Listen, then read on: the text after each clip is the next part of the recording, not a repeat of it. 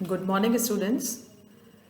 PG practicals के syllabus में आपका जो फर्स्ट एक्सपेरिमेंट है वो है to determine the viscosity of a given liquid with the help of viscometer.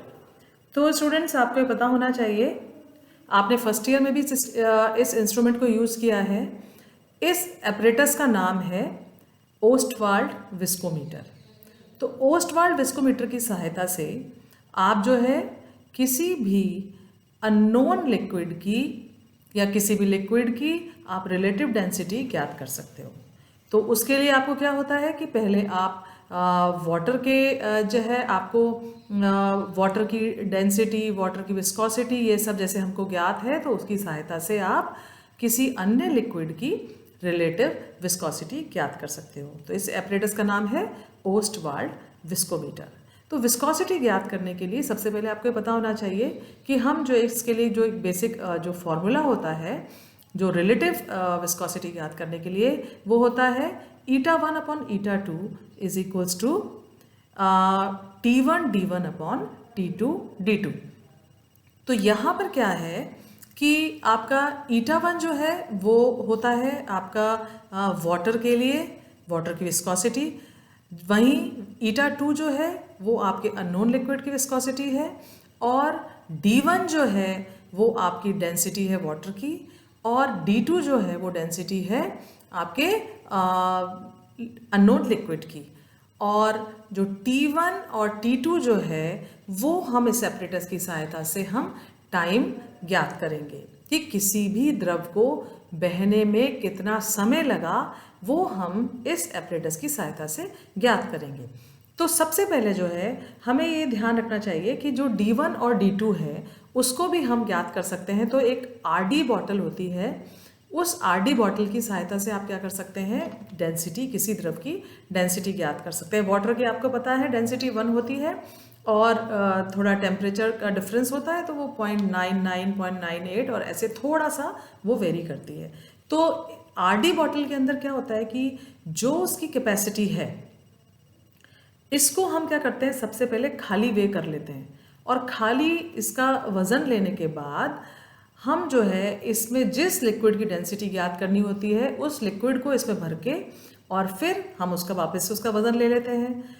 तो क्या होता है, फिर उनका जो डिफरेंस होता है, एक तो खाली RD बॉटल का, दूसरा जिस लिक्विड की हमें डेंसिटी ज्ञात करनी है उस लिक्विड से भरा हुआ उस लिक्विड को इसमें फिल करके और फिर उसका वज़न ज्ञात करते हैं।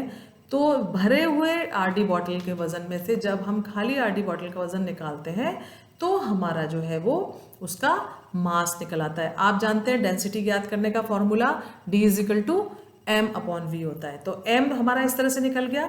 वहीं जैसे जो इसकी कैपेसिटी होगी, इसकी कैपेसिटी अगर 25 ml है, 10 ml है, जो भी इसकी कैपेसिटी होगी वो जो है वो उसको हम वॉल्यूम लिख देंगे। तो D जो है, D हमने कैसे ज्ञात किया, D = m अपॉन वी। तो m आ गया दोनों का डिफरेंस, खाली RD बॉटल उसको हम वज़न को हम भरे हुए RD बॉटल के उसमें से माइनस कर देते हैं, तो वो हो गया हमारा m। और उसके बाद जो है हमारा जो इसकी कैपेसिटी है, इसका जो वो v उस तरह से आ जाएगा। तो ऐसे तो हम डेंसिटी ज्ञात कर लेते हैं। अब सवाल आता है, D1 हमको पता हो गया, D2 हम इसकी सहायता से ज्ञात कर सकते हैं, और हम जो है जल की विस्कासिता भी हम जो है आपको क्योंकि नोन फैक्ट्स है, नोन है, इसलिए हम जल की विस्कासिता भी हमें पता होती है, η1 होती है, η1 भी हमें पता है। अब हमें ज्ञात करना है T1 और T2, जो कि हम इसकी सहायता से ज्ञात करेंगे। तो सबसे पहले हम क्या करते हैं कि ये जो साइड है, जो चौड़ी वाली साइड है, इस साइड से हम सबसे पहले वाटर को इसमें डालते हैं और इतना भरते हैं कि ये आधा बल्ब के लगभग ये भर जाए। तो आधा बल्ब जब इससे भर जाता है, उसके बाद हम इसको यहाँ से इस वाले जगह से हम इसको सक करते हैं, और आप ध्यान से देखें तो इसमें क्या होता है कि दो निशान बने हुए थे। एक निशान इसका बना हुआ है यहाँ पर, और एक निशान इसका बना हुआ है ऊपर इस जगह पे ही। तो एक यहाँ पे मार्क बना हुआ है और एक मार्क यहाँ पे बना हुआ है। फिर आप इसको यहाँ तक फिल कर लेंगे और इस निशान तक लाके इसको रोक लेंगे, जैसे कि आप पिपेट में करते हैं। तो इसको यहाँ पे रोक लिया। फिर आप जैसे ही इसको छोड़ेंगे वैसे ही आप स्टॉप वॉच ऑन कर लेंगे। तो स्टॉप वॉच को ऑन करना और इसको छोड़ना, ये दोनों काम आप एक साथ करेंगे। और यहाँ एक इस पॉइंट से, इस ऊपर वाले निशान से नीचे वाले निशान तक बहने में लगा समय जो है वो आप इसकी सहायता से ज्ञात कर लेंगे। तो इस प्रकार आप इसकी जो है 2-3 रीडिंग्स लेंगे, जिससे कि आपको एक फाइनल रिजल्ट और एक आपको इसका जो है एक पता ज्ञात हो जाएगा कि इस एक निशान से दूसरे निशान तक बहने में इसको कितना समय लगा जल को।